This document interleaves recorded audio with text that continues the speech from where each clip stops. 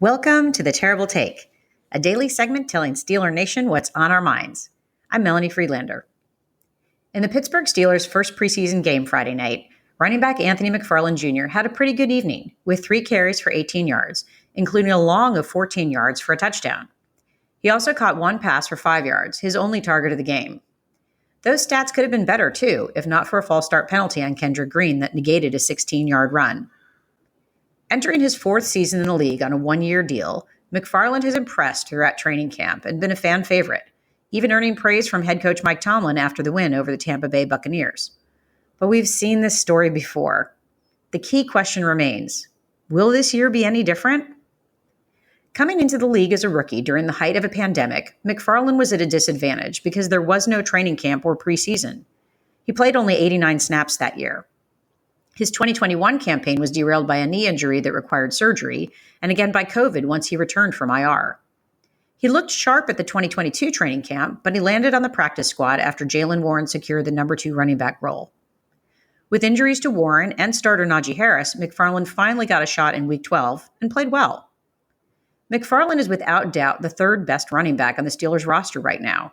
He brings energy and effort to every practice. He has never fumbled in a game.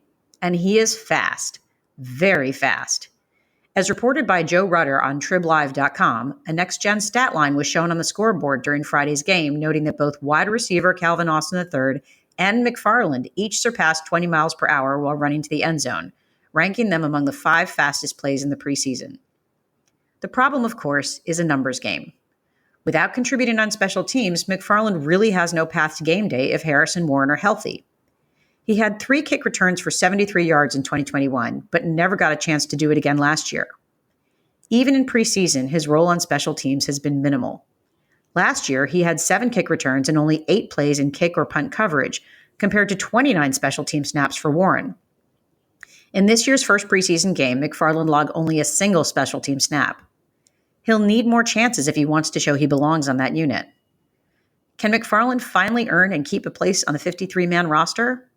It would certainly be the feel-good ending of his preseason story. Even as the 3rd best back, though, the odds are not in his favor. Back in June, running backs coach Eddie Faulkner spoke highly of McFarland's skill set, but acknowledged that the number 3 running back needs to add value in other ways, and that special teams coach Danny Smith may have a say in that final decision. Anthony McFarland Jr. needs to contribute beyond the backfield if he wants to get a helmet on Sundays, and so far, that just hasn't happened. He has 2 more preseason games to change that narrative. If he can't, he may just be the fastest player on the practice squad. That's my take. You can follow me on Twitter @GirlSurgeon. Check out The Terrible Take every day at 5 p.m.